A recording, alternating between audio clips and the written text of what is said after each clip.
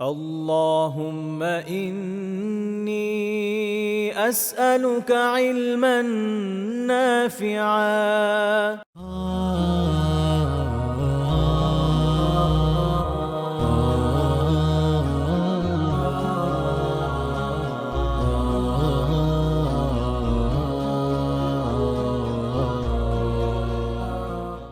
আসসালামু আলাইকুম ওয়া রাহমাতুল্লাহি ওয়া বারাকাতুহু। আলহামদুলিল্লাহি রাব্বিল আলামিন আর-রাহমানির রাহিম মালিকি ইয়াউমিদ্দিন।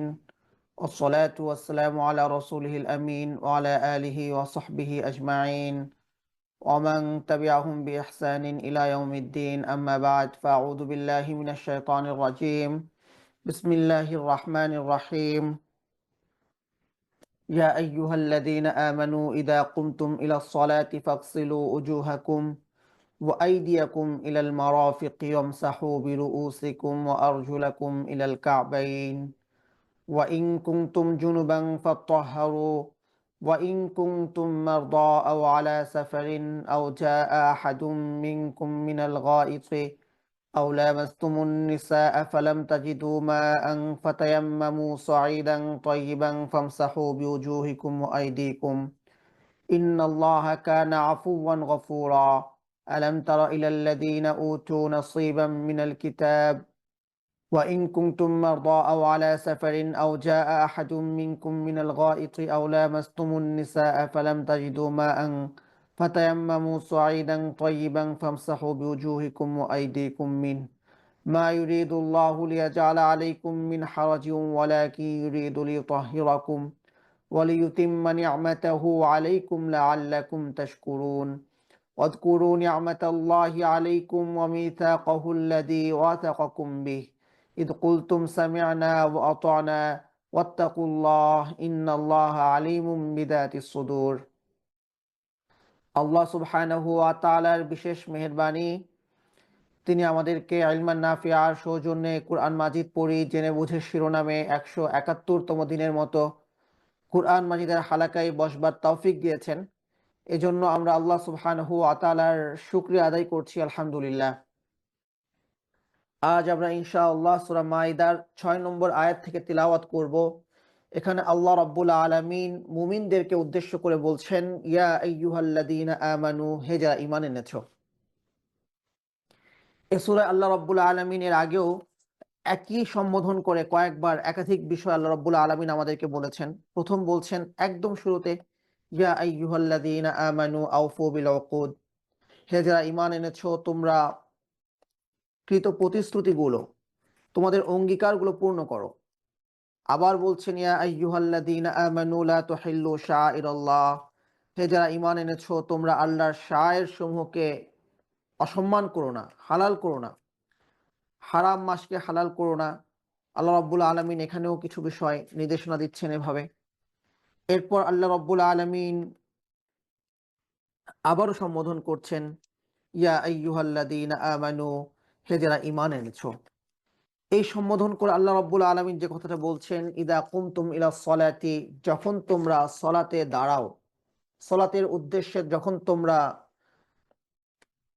ফ্রি হও বা দাঁড়াও, যখন তোমরা সলাতের উদ্দেশ্যে, তখন তোমাদেরকে যে কাজটি করতে হবে, ফাগসিলু উজুহাকুম, তোমরা তোমাদের চেহারা ধুবে, ওয়া আইদিয়াকুম ইলাল মারাফিকি, তোমাদের দু হাত ধুবে কনুই পর্যন্ত, ওয়ামসাহু বিরুউসিকুম, এবং তোমাদের মাথা মাসে করবে, ওয়া আরজুলাকুম, এবং তোমাদের পা ধুবে, ইলাল কাবাইন, টাকনু পর্যন্ত। এখানে আল্লাহ রাব্বুল আলামিন সলাতে যখন দাঁড়াবে তখন একজন মুমিনের কি করণীয় সে বিষয়টা আল্লাহ রাব্বুল আলামিন উল্লেখ করছেন। তো এখানে যে বিষয়টির উল্লেখ আল্লাহ রাব্বুল আলামিন করছেন সেটা ফরজ, ওযু করা ফরজ। ওযুতে কিছু আছে ফরজ, কিছু আছে সুন্নাহ। তো এখানে চেহারা ধোয়া, কনুই পর্যন্ত হাত ধোয়া, মাথা মাসেহ করা এবং টাকনু পর্যন্ত পা ধোয়া, এটা হচ্ছে ফরজ। এর বাইরে যেমন কুলি করা, নাক পরিষ্কার করা, তারপরে হচ্ছে কান মাসেহ করা, এইগুলো হচ্ছে সুন্নাত। হ্যাঁ, এরপর শুরুতে বিসমিল্লাহ বলা, আরো যা যা আছে, শেষে দোয়া পড়া। তো এখানে ফরজটুকু আল্লাহ রাব্বুল আলামিন বলছেন যেটা করতেই হবে। তো কুরআন মাজিদ বুঝার সাথে রাসূল সাল্লাল্লাহু আলাইহি ওয়াসাল্লামের সুন্নাহ এবং সিরা কতটা গুরুত্বপূর্ণ। যদি কোনো ব্যক্তির অজু থাকে, এখানে আল্লাহ রাব্বুল আলামিন বলছেন, যখন তোমরা সালাতে দাঁড়াও তখন তোমরা তোমাদের চেহারা ধোও, তোমাদের হাত ধোও, তোমাদের মাথা মাসে করো, টাকনু পর্যন্ত পা ধোও। তো যখন তোমরা সালাতে দাঁড়াও, তার মানে কি, যখনই আমরা নামাজে দাঁড়াবো তখনই কি আমাদেরকে অজু করতে হবে? তখনই কি অজু করা ফরজ? না। যদি কারো একবার অজু থাকে তাহলে দ্বিতীয়বার আর তাকে অজু করতে হচ্ছে না। দ্বিতীয়বার অজু করা তার জন্য ফরজ না। এক অজু দিয়ে একাধিক ওয়াক্ত নামাজ পড়া যাবে। কিন্তু এই আয়াতের বাহ্যিক যে অর্থ সেটা কিন্তু তা প্রমাণ করছে না। এটা প্রমাণ করে যে কুরআন বুঝার ক্ষেত্রে আমরা হাদিসের এবং রাসূল সাল্লাল্লাহু আলাইহি ওয়াসাল্লামের সিরার প্রতি কতটা মুখাপেক্ষী। দ্বিতীয় আরেকটি বিষয় হচ্ছে, দেখুন এখানে মুমিনদেরকে উদ্দেশ্য করে আল্লাহ বলছেন, যখন তোমরা সালাতে দাঁড়াও তখন তোমরা তোমাদের চেহারা ধোও। এই যে আল্লাহ আদেশ করছেন, এই আদেশটার অর্থ আমরা নিচ্ছি ফরজ করতেই হবে। যদি কোনো ব্যক্তি সালাতে দাঁড়ায় কিন্তু তার অজু না থাকে, তার সালাত আদায় হবে না। এ ব্যাপারে কোনো ফকিহ, কোনো ইমাম, কোনো আলিম কারো কোনো মতবিরোধ নেই। কিন্তু এর বিপরীতে আল্লাহ রাব্বুল আলামিন বলছেন, ইয়া বানি আদম, হে বানি আদম, খুযু যিনাতাকুম ইনদা কুল্লি মসজিদ। প্রত্যেক সালাতের সময় তোমরা তোমাদের সৌন্দর্য গ্রহণ করো। ভালো পোশাকটা পরা, সুন্দর পোশাকটা পরা, হ্যাঁ, ফরমাল ড্রেস পরা, আতর মাখা, সুঘ্রাণ ব্যবহার করা, এগুলো সুন্নাহ। যে আল্লাহর সামনে আমি দাঁড়াচ্ছি, সাজসজ্জা গ্রহণ করে দাঁড়ানো আল্লাহ রাব্বুল আলামিনের সামনে। পুরুষের সাজসজ্জা হচ্ছে, এক হাদিস এমন এসেছে যে পুরুষের সাজসজ্জা হচ্ছে আতর, যার ঘ্রাণ আছে কিন্তু কোনো রং নেই। আর নারীর সাজসজ্জা হচ্ছে যে আবরণগুলো আছে, একটা হাদিসের মর্মার্থ বলছি, যার কোনো ঘ্রাণ নেই। তো কোনো নারী সাজসজ্জা গ্রহণ করলো কিন্তু তার পর্দার আড়ালে থাকলো, বোরকার ভেতরে থাকলো, অতটুকুতে কোনো সমস্যা নাই। কিন্তু কোনো সুঘ্রাণ মেখে সে বের হতে পারবে না। হারামের সালাত আদায় করতে যাচ্ছে কিন্তু সুঘ্রাণ মেখে গেল নারী, এটা হবে না। তো যা হোক, যে কথা আমরা বলছিলাম, আমাদের আলোচ্য বিষয় যেখানে ছিল যে প্রত্যেক সালাতের সময় সাজসজ্জা গ্রহণ করা, এখানেও আল্লাহ রাব্বুল আলামিন আদেশ করছেন, খুদু তোমরা গ্রহণ করো যিনাতাকুম, তোমাদের সৌন্দর্য। তো এখানে কিন্তু ফরজ বলা হচ্ছে না। কেউ যদি ছেঁড়া একটা গেঞ্জি, একটা ছেঁড়া লুঙ্গি যা সতরকে ঢেকে ফেলে, যতটুকু সালাতের মধ্যে ঢাকা ফরজ, যদি কেউ এতটুকু ঢেকে সালাতে দাঁড়ায় তাহলে তার সালাত আদায় হয়ে যাবে। এখানে সৌন্দর্য গ্রহণ করার জন্য ভালো পোশাক পরতে হবে, নতুন পোশাক পরতে হবে, এটাকে কেউ ফরজ বলছেন না। সাধ্যের ভেতর যতটুকু, ততটুকু মুস্তাহাব, হ্যাঁ, উত্তম। এটা উত্তমের অর্থে। তাহলে কোন আদেশটাকে আমি ফরজ অর্থে নিব, কোন আদেশটাকে আমি মুস্তাহাব অর্থে নিব, যে আল্লাহ রাব্বুল আলামিন আমাকে ভালোর প্রতি, উত্তমের প্রতি নির্দেশনা দিচ্ছেন, নির্দেশনা হিসেবে গ্রহণ করব, এটা আমাদেরকে বুঝতে হবে রাসূল সাল্লাল্লাহু আলাইহি ওয়াসাল্লামের সিরাহ থেকে। তো দ্বিতীয় আরেকটি বিষয়, ওয়ামসাহু বিরুউসিকুম, তোমরা তোমাদের মাথা মাসাই করো। এরপরে ও আরজুলাকুম, এটাকে কেউ কেউ ও আরজুলিকুম পড়েন। যদি ও আরজুলিকুম পড়া হয়, ব্যাকরণগত জায়গা থেকে এর অর্থ দাঁড়ায় তোমরা তোমাদের চেহারা মাসাই করো এবং তোমাদের দুই পা মাসাই করো। তো আমরা আরজুলাকুম পড়ছি, যার অর্থ দাঁড়ায় তোমরা তোমাদের চেহারা ধো, হাত ধো এবং তোমাদের দুই পা ধো। হ্যাঁ, তো আরজুলাকুম পড়ছি যে, এবং আমরা দুই পা ধুচ্ছি, এই শিক্ষাটা আমরা রাসূল সাল্লাল্লাহু আলাইহি ওয়াসাল্লামের সিরাহ থেকে পাই। তো এই জন্য কোরআন বোঝার ক্ষেত্রে, কোরআন অনুধাবনের ক্ষেত্রে রাসূল সাল্লাল্লাহু আলাইহি ওয়াসাল্লামের সিরাহ, রাসূল সাল্লাল্লাহু আলাইহি ওয়াসাল্লামের হাদিস সমূহ, সালাফগণের নির্দেশনা ইত্যাদি আমাদের কাছে অত্যন্ত গুরুত্বপূর্ণ। আমরা আরজুলিকুম পড়বো, পা মাসে করবো, নাকি আরজুলাকুম পড়বো, পা ধুবো? হ্যাঁ, অসংখ্য হাদিসে এসেছে যে আলী রাদিয়াল্লাহু তাআলা আনহু বললেন যে পানি নিয়ে আসো। পানি নিয়ে আসা হলো। তিনি অজু করলেন। অজু করে তার যা ছাত্র আছে তারা দেখলেন। আলী রাদিয়াল্লাহু তাআলা আনহু বলছেন, এটাই হচ্ছে রাসূল সাল্লাল্লাহু আলাইহি ওয়াসাল্লামের অজু। ঠিক একইভাবে ওসমান রাদিয়াল্লাহু তাআলা আনহু অজু করে দেখালেন। হ্যাঁ? সাহাবা কেরাম অজু করেছেন। সেগুলো বর্ণিত আছে যে কোন সাহাবা কিভাবে অজু করেছেন। তো তারা তো সেটা রাসূল সাল্লাল্লাহু আলাইহি ওয়াসাল্লামের কাছ থেকে শিখেছেন। তো আফসোসের ব্যাপার হচ্ছে, এত এত সুস্পষ্ট বিষয়ের পরেও আমরা কেন, হাদিসের গুরুত্ব আমাদের কাছে কম, কেন আমরা হাদিসকে অস্বীকার করি বা অস্বীকার করতে যাই, যেটা দিনে দিনে একটা বড় আকারে ফিতনা সৃষ্টি করছে। তো আলহামদুলিল্লাহ ইতিমধ্যে কয়েকবারই আমরা এই আলোচনা করেছি যে হাদিসকে কোরআন মাজিদ অনুধাবনের ক্ষেত্রে এবং দিন মান্য করার ক্ষেত্রে, রাসূল সাল্লাল্লাহু আলাইহি ওয়াসাল্লামকে নবী হিসেবে গ্রহণ করার ক্ষেত্রে হাদিসকে অস্বীকারের কোনো সুযোগ নেই। কিন্তু আফসোসের ব্যাপার হচ্ছে যে সেই ব্যাপারে সমাজে ফিতনা, বিশৃঙ্খলা এবং অনেক ধরনের অরাজকতা এবং প্রশ্ন সৃষ্টি করা হচ্ছে, ছুড়ে দেওয়া হচ্ছে।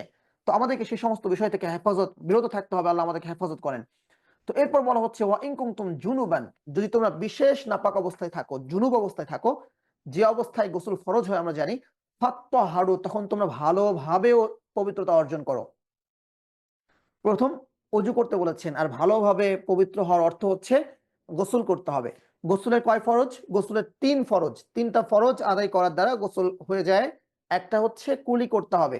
কুলির ক্ষেত্রে আমরা বাংলায় আমাদেরকে পড়ায় বা বাংলায় বলে যে গড়গড়ার সঙ্গে কুলি করা। হ্যাঁ? তো আরবিতে কিন্তু আছে আল মাদমাদাতু, মাদমাদা অর্থ কুলি করা।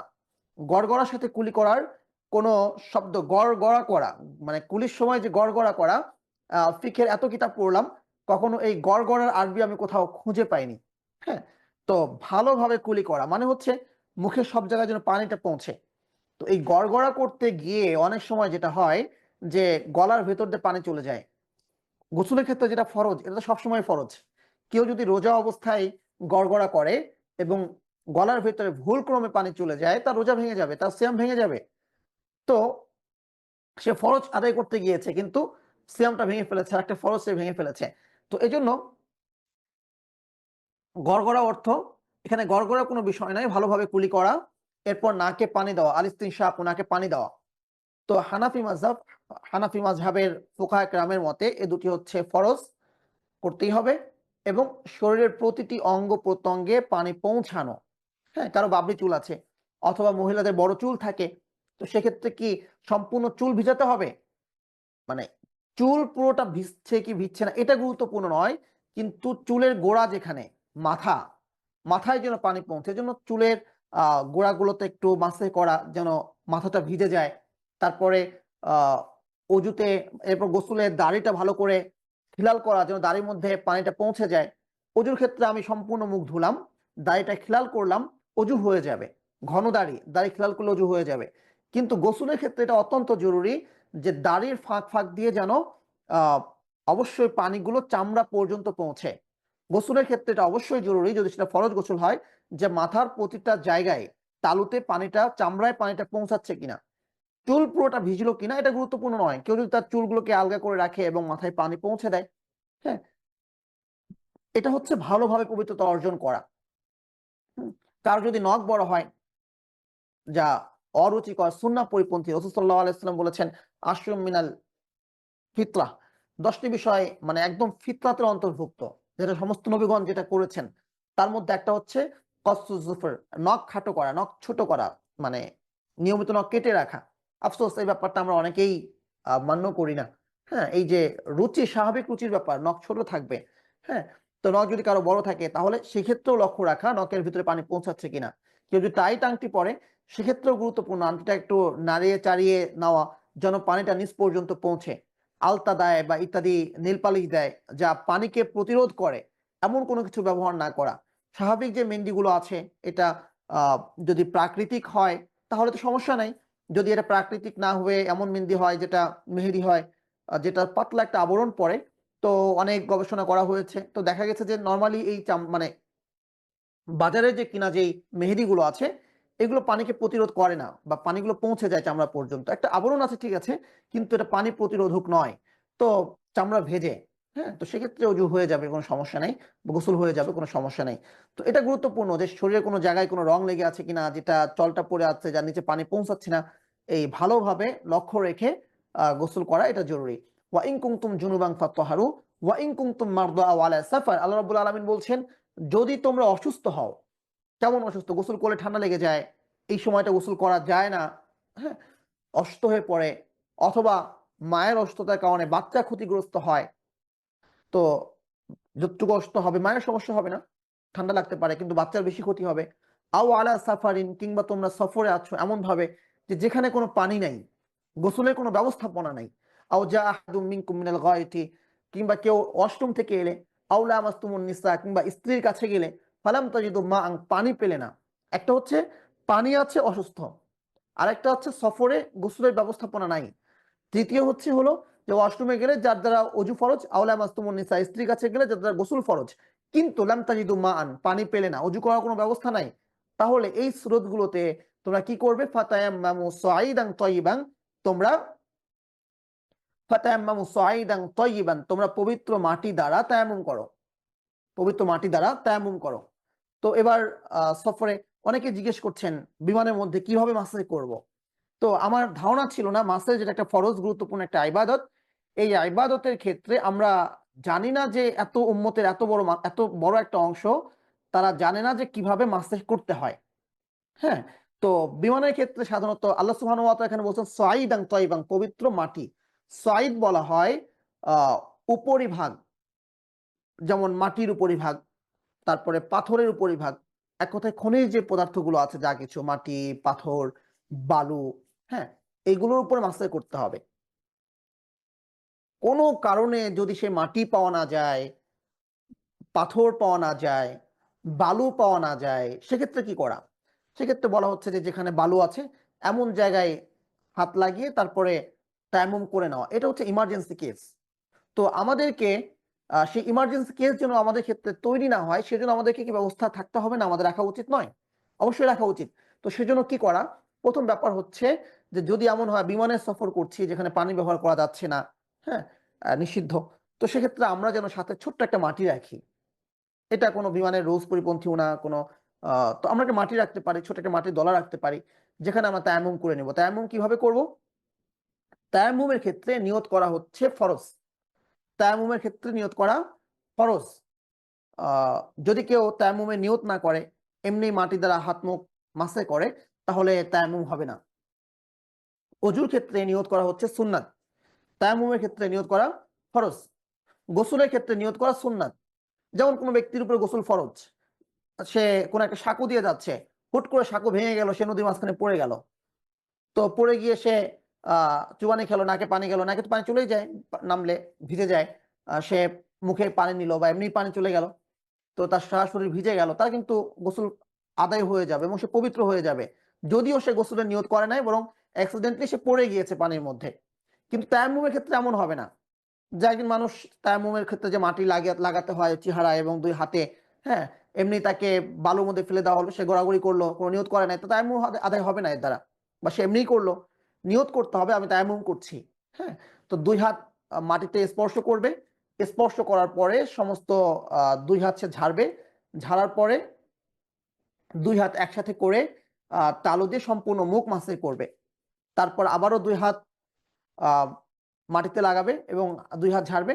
এরপর বাম হাত দিয়ে সম্পূর্ণ ডান হাত আঙ্গুল সহ মাসে করবে এবং ডান হাত দিয়ে বাম হাত সম্পূর্ণ আ কনুই পর্যন্ত মাসে করবে।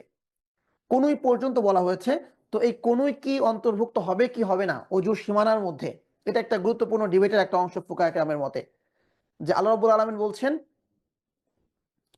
আ কনুই পর্যন্ত মাসে করো। কনুই পর্যন্ত মানে কি ইনক্লুডিং কনুই নাকি কনুইকে বাদ দিয়ে কনুই পর্যন্ত? এটা সীমানা। তো হানাফি মাযহাব অনুযায়ী হানাফি ফিকহের যে ফুকাহা কেরাম আছেন তাদের মতে কনুই অজুর অন্তর্ভুক্ত হবে। অর্থাৎ কনুই পর্যন্ত ধুতে হবে মানে হচ্ছে কনুই সহ ধুতে হবে। ঠিক একই ক্ষেত্রে তায়াম্মুমের ক্ষেত্রেও কনুই সহ মাসে করতে হবে। এটা জরুরি নয় যে হাতে অনেকগুলো বালু নিয়ে মাসে করতে হবে। বালু হাতে থাকা জরুরি নয়, কিন্তু বালুর উপরে বা ধুলা থাকা জরুরি নয়, বরং ধুলার উপরে হাত স্পর্শ করে হাত ঝেড়ে তারপরে চেহারা মাসে করা, ২ হাত মাসে করা। হাতে বালু থাকা জরুরি নয়। এরপর আল্লাহ রাব্বুল আলামিন বলছেন আ ফামস আ যদি তোমরা পানি না পাও তাহলে পবিত্র মাটি দ্বারা তায়াম্মুম করো। ফামসাহু বিওজুহিকুম, কিভাবে তায়াম্মুম করবে? তোমরা তোমাদের চেহারা মাসে করো। ওয়া আইদিয়াকুম মিনহু, এবং তোমাদের ২ হাত মাসে করো। হ্যাঁ? মা ইউরিদুল্লাহু লিয়াজআলা আলাইকুম মিন হারাজ। আল্লাহ রাব্বুল আলামিন তোমাদেরকে এই যে পানি পাচ্ছ না, আল্লাহ বলছেন না, না পানি দ্বারাই করতে হবে। তোমরা অসুস্থ, পানি ব্যবহার করতে পারছো না। আল্লাহ বলছেন না যে পানি মানে ব্যবহার করতেই হবে, এমনও না। আবার এই যে পানি ব্যবহার করা, মাটি ব্যবহার করা, এইসব ঝামেলা দেওয়ার কি দরকার? তো আল্লাহ বলছেন, বাহ্যত মনে হচ্ছে এই যে শীতের সকালে কিংবা ৫ ওয়াক্ত সালাতের আগে অজু করা একটা ঝামেলার কাজ। আল্লাহ বলছেন, না, মা ইউরিদুল্লাহু লিয়াজআলা আলাইকুম মিন হারাজ। আল্লাহ তোমাদেরকে ঝামেলায় ফেলতে চান না। আদ-দীনু ইউসরুন, দিন হচ্ছে সহজ। এটা ঝামেলা নয়। কিন্তু এটা মানে যদি বুঝতে যে এই সামান্য কষ্টটুকুর কি বড় প্রতিদান, কি বড় ইনাম, কি বড় পুরস্কার রয়েছে, তাহলে এটাকে তোমরা ঝামেলা মনে করতে না। জেলে সেটাকে ঝামেলা মনে করে না যে শীতের দিনে তাকে নদীতে নেমে এই কনকনে ঠান্ডার মধ্যে তাকে মাছ ধরতে হচ্ছে। কারণ সে একটা ইনাম পায়।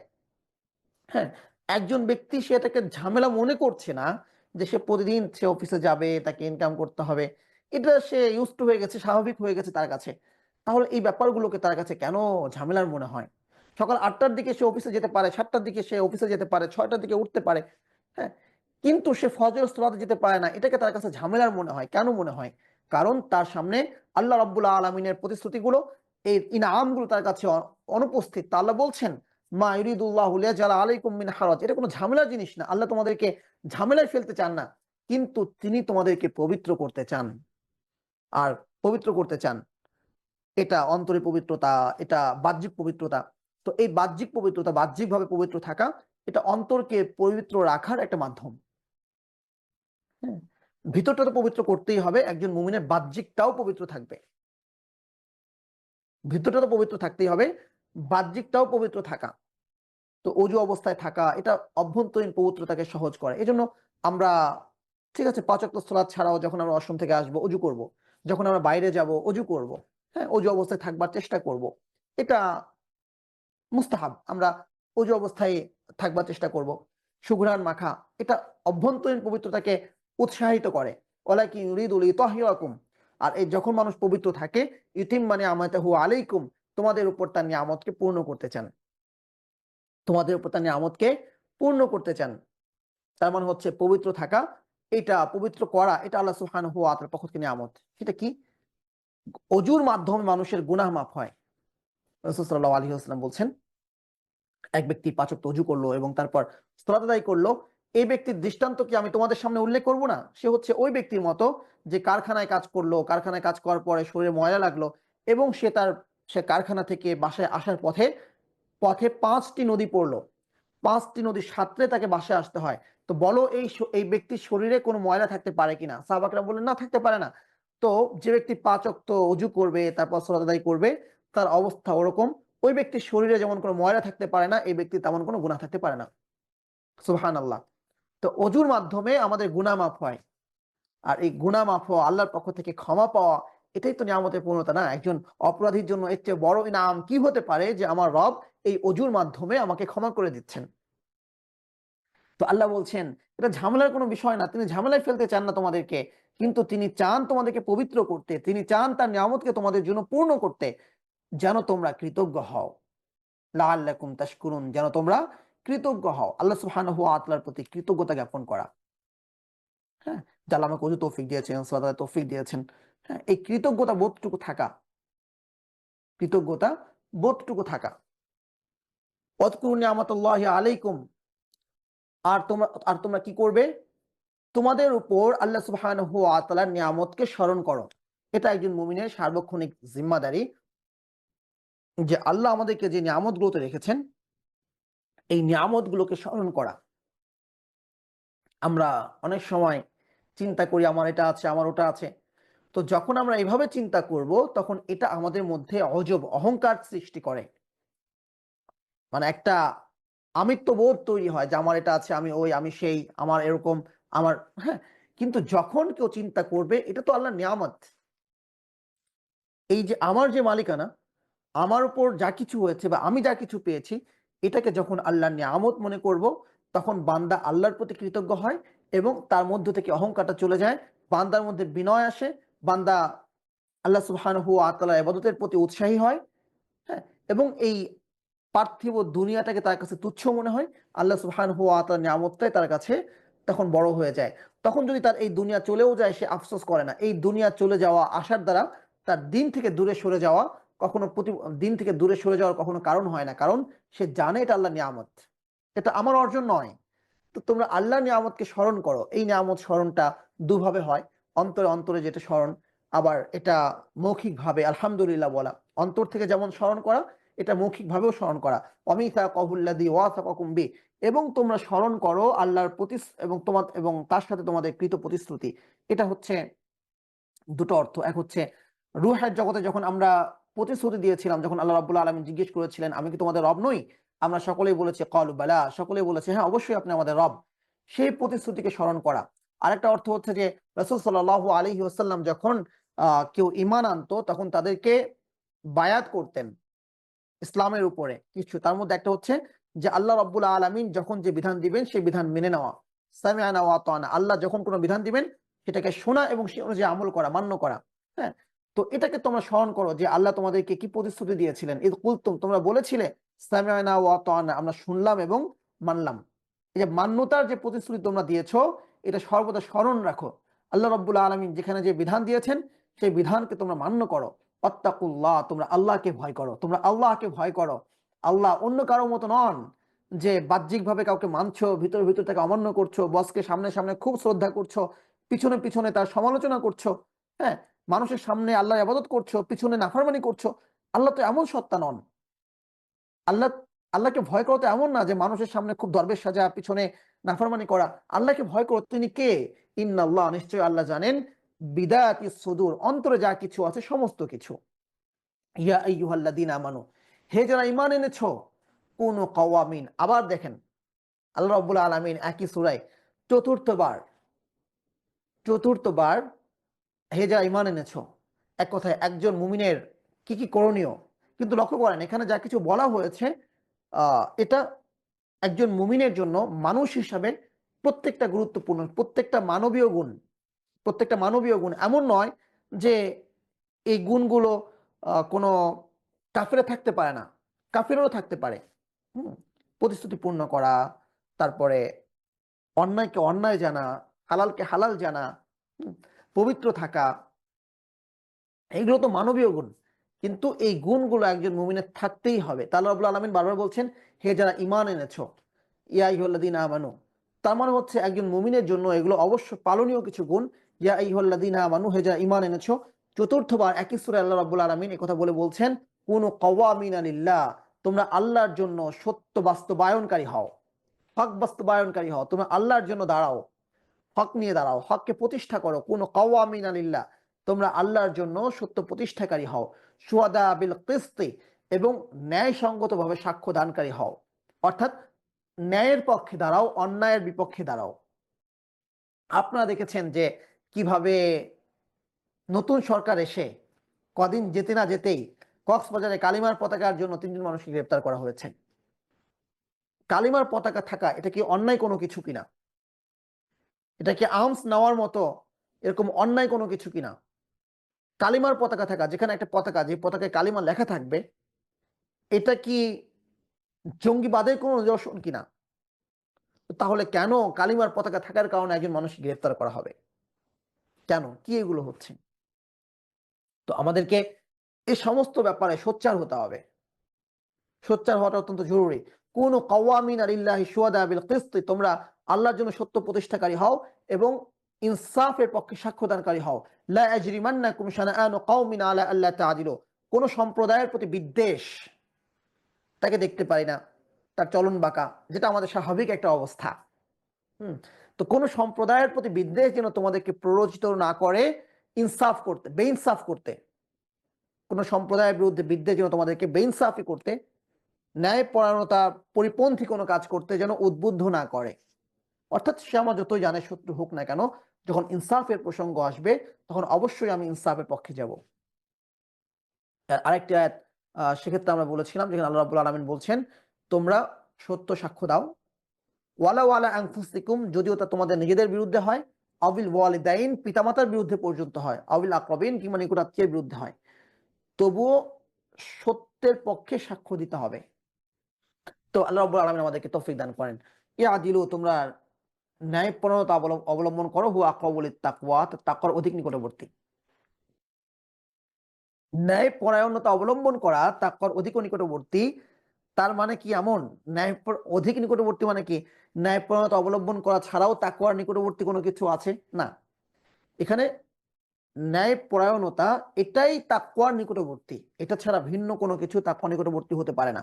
তো অধিকতর নিকটবর্তী, এটা আধিক্য বোঝানোর জন্য আল্লাহ রাব্বুল আলামিন অধিকতর নিকটবর্তী বলেছেন। নরমালি এই ধরনের শব্দ প্রয়োগ করা হয় যখন দুটোই কাছে, একটা বেশি কাছে, এই ধরনের বিষয় বোঝানোর ক্ষেত্রে। এখানে তেমনটা হয় নাই। এরপর আল্লাহ রাব্বুল আলামিন বলছেন, ওয়াত্তাকুল্লাহ, তোমরা আল্লাহকে ভয় করো, তোমরা আল্লাহকে ভয় করো। ইন্নাল্লাহা খাবীরুম বিমা তা'মালুন, নিশ্চয় আল্লাহ সুবহানাহু ওয়া তাআলা তোমাদের সমস্ত কর্ম সম্পর্কে সম্যক অবগত। প্রথমে বলছেন ওয়াত্তাকুল্লাহ, তোমরা আল্লাহকে ভয় করো। ইন্নাল্লাহা আলিমুম বিযাতিস সুদূর, অন্তরে যা কিছু হয় আল্লাহ জানেন। অন্তরে কি কল্পনা আসছে, কি ওয়াসওয়াসা সৃষ্টি হচ্ছে, কি পরিকল্পনা করা হচ্ছে, তা আল্লাহ জানেন। কোনো কিছু যখন অন্তরে শয়তানের পক্ষ থেকে প্রক্ষিপ্ত হয়, হ্যাঁ, তো এটা হচ্ছে ওয়াসওয়াসা, ওয়াসওয়াসা মাফ। যখন তার চিন্তায় রূপ নেয়, করবো কি করবো না, এই যে দ্বিধা, সেটাও মাফ। কিন্তু যখন সেটা ইচ্ছায় রূপান্তরিত হয়, আমি এটা করবই, হ্যাঁ, তো তখনও কোনো ফেরেশতা সেটা দ্বারা গুনাহ লিখছেন না যতক্ষণ না সে ফিরে আসে। যদি সে করবই নিয়ত করার পরেও আল্লাহর ভয়ে সে কাজটা না করে, সে সওয়াব পাচ্ছে, কারণ সে তার নিয়তকে প্রতিহত করেছে, এক্সট্রা সব সে পাচ্ছে। যদি সে কাজটা করে ফেলে, করে ফেলার পরে তার গুনাহ লিপিবদ্ধ হচ্ছে, তাহলে নিয়তের কারণে সে সওয়াব পাচ্ছে, কিন্তু নিয়ত হলেই সে গুনাহগার হচ্ছে এমন না। তো একজন সালাফ বলছেন, যখন কোনো ওয়াসওয়াসা আসে তখন তা প্রতিহত করো। ওয়াসওয়াসা যদি তা প্রথমে খেয়াল আসে, প্রতিহত করো। তা যদি অস্বস্থায় রূপ নেয়, প্রতিহত করো। ওয়াসওয়াসা যদি কখনো আহ ইচ্ছায় রূপ নেয়, প্রতিহত করো। ইচ্ছা যদি প্রতিজ্ঞায় রূপ নেয়, তবু তখনও তা প্রতিহত করো। হ্যাঁ, অন্তত যেন সেই ইচ্ছাটা কোনো অবস্থাতেই আমলে রূপ নিতে না পারে। ওয়াত্তাকুল্লাহ, তোমরা আল্লাহকে ভয় করো। দ্বিতীয়বার বলছেন, ইন্নাল্লাহা খাবীরুম বিমা তা'মালুন, যা কিছু তোমরা করছো সমস্ত কিছু সম্পর্কে তিনি সম্যক অবগত। ওয়াদাল্লাহুল্লাযীনা আমানু মিনকুম ওয়া আমিলুস সালিহাত, আল্লাহ সুবহানাহু ওয়া তাআলা যারা ঈমান এনেছেন এবং সৎকর্ম করেছেন তাদেরকে প্রতিশ্রুতি দিচ্ছেন। তো আল্লাহকে ভয় করলাম, ঈমান আনলাম, সৎকর্ম করলাম, আমার জন্য কি পুরস্কার রয়েছে? তো আল্লাহ যা বলবেন সেটা তো পুরস্কারই, সেটা তো হবেই। এর পরেও আল্লাহ রাব্বুল আলামিন কতটা মানে আমাদের মধ্যে কনফিডেন্স সৃষ্টি করতে চাচ্ছেন, বিশ্বাস কতটা দৃঢ় করতে চাচ্ছেন, কতটা নিশ্চয়তা দিতে চাচ্ছেন যে যারা ঈমান এনেছে এবং সৎকর্ম করেছে আল্লাহ তাদেরকে প্রতিশ্রুতি দিচ্ছেন। আল্লাহর কোনো কথাকে প্রতিশ্রুতি দিচ্ছেন বলার প্রয়োজন আছে? নাই। আল্লাহর কথা মানে তো পাক্কা। এরপরেও আল্লাহ বলছেন, আল্লাহ প্রতিশ্রুতি দিচ্ছেন যারা ঈমান এনেছে এবং সৎকর্ম করেছে। শুধু ঈমান না, ঈমান লাগবে, ঈমানের সঙ্গে সৎকর্ম লাগবে। ঈমানহীন সৎকর্ম গ্রহণযোগ্য নয়। কেউ ঈমান এনেছে কিন্তু ঈমানের পরিচয় দেয় নাই, এটাও মুনাফিকি। তো যারা ঈমান এনেছে এবং সৎকর্ম করেছে আল্লাহ তাদেরকে প্রতিশ্রুতি দিচ্ছেন। কিসের প্রতিশ্রুতি, কি পুরস্কার? লাহুম মাগফিরাহ, তাদের জন্য রয়েছে ক্ষমা। এতটুকুই এনাফ। যে একজন গুনাহগার, যে নিজেকে কাজ করতে করতে, অপরাধ করতে করতে জাহান্নামের জন্য অবধারিত করে ফেলেছে, জাহান্নামের অঙ্গার হওয়ার জন্য উপযুক্ত প্রমাণিত হয়েছে, আল্লাহ তাকে জাহান্নাম থেকে বাঁচাই দিচ্ছেন। আর কি লাগে? আল্লাহ বলছেন ক্ষমা তো পাচ্ছই, উপরন্তু আজরুন আযীম, এবং বিরাট প্রতিদান। তো আল্লাহ যারা ঈমান এনেছে এবং সৎকর্ম করেছে তাদেরকে প্রতিশ্রুতি দিচ্ছেন যে তাদের জন্য রয়েছে ক্ষমা এবং বিরাট প্রতিদান, ও আজরুন আযীম। প্রতিদান এনাফ ছিল, আবার বলছেন বিরাট প্রতিদান। সুবহানাল্লাহ, প্রতিদান কেমন হবে? দুনিয়াকে আল্লাহ বলছেন এত বড় দুনিয়া, এত বড় দুনিয়া। যেমন ধরেন যদি আজকে আমাদেরকে বিল গেটসের যে সম্পদ আছে সেই সম্পদ আমাদেরকে দিয়ে দেওয়া হতো, কত মনে হয়? তো বিল গেটসের সম্পদের বাইরে আরো কত সম্পদ, আরো কত সম্পদ রয়েছে। এই সম্পদগুলো, এই দুনিয়ার মতো আরো কতগুলো দুনিয়া রয়েছে, কতগুলো জগৎ রয়েছে, কতগুলো গ্রহ রয়েছে। এই সমস্ত কিছুকে আল্লাহ রাব্বুল আলামিন বলছেন মাতাউন কলিল, সামান্য উপভোগ মাত্র। যুখরুফুল হায়াতিদ দুনিয়া, পার্থিব জীবনের চাকচিক্য, কোনো মূল্য নাই। তো এত কিছু যদি আমি পেয়ে যাই, আল্লাহ বলছেন কিছুই না, তাহলে আল্লাহ যেটাকে বলছেন অনেক কিছু, সেটা কি? সুবহানাল্লাহ।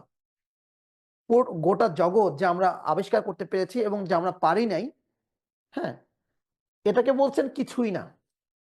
আর আল্লাহ যেটাকে বলছেন বিরাট প্রতিদান, তাহলে সেটা কত বড়! সুবহানাল্লাহ। অথচ আমাদের ইমানের দুর্বলতা, আমাদের ইয়াকিনের কমতি আমাদেরকে কোন পর্যায়ে পৌঁছাইছে যে সামান্য অর্থ, সামান্য দুনিয়া, সামান্য একটু ভালো থাকা, সামান্য একটু পদ পাওয়া, এটার জন্য আমরা আমাদের দ্বীনকে, আমরা আমাদের আখলাককে, আমরা আমাদের সততাকে, আমরা আমাদের সতীত্বকে, আমরা আমাদের ঈমানকে, আমরা আমাদের রাসূলের সুন্নাহকে বিসর্জন দিতে আমরা দ্বিধা করি না। নাউযুবিল্লাহ। আমাদের ঈমানের দুর্বলতা কোন পর্যায়ে পৌঁছেছে? আমাদের ইয়াকিনের স্বল্পতা কোন পর্যায়ে পৌঁছেছে? তো আল্লাহ বলছেন যারা ঈমান এনেছে এবং সৎকর্ম করেছে তাদেরকে তিনি প্রতিশ্রুতি দিচ্ছেন তাদের জন্য রয়েছে ক্ষমা এবং বিরাট প্রতিদান। পক্ষান্তরে ওয়াল্লাযীনা কাফারু, যারা কুফরি করেছে, ওয়াকাদ্দাবু বিআয়াতিনা, এবং আমার আয়াত সমূহের সাথে মিথ্যা সুলভ আচরণ করেছে, উলাইকা আসহাবুল জাহিম, তারাই হচ্ছে জাহান্নামের অধিবাসী। আল্লাহ আমাদেরকে সেই জাহান্নাম থেকে হেফাজত করেন, আমাদেরকে সেই হতভাগাদের অন্তর্ভুক্ত না করেন যারা হবে জাহান্নামের অধিবাসী। তো আজকে আমরা আলহামদুলিল্লাহ 10 নম্বর আয়াত পর্যন্ত, 6 নম্বর আয়াত থেকে 10 নম্বর আয়াত পর্যন্ত তিলাওয়াত করলাম, 5টি আয়াত। ইনশাআল্লাহ পরবর্তী সপ্তাহে আমরা 11 নম্বর আয়াত থেকে তিলাওয়াত করব। আল্লাহ রাব্বুল আলামিন আমাদেরকে সে পর্যন্ত সুস্থ রাখুন। জাযাকুমুল্লাহু খায়রান, আহসানাল জাযা।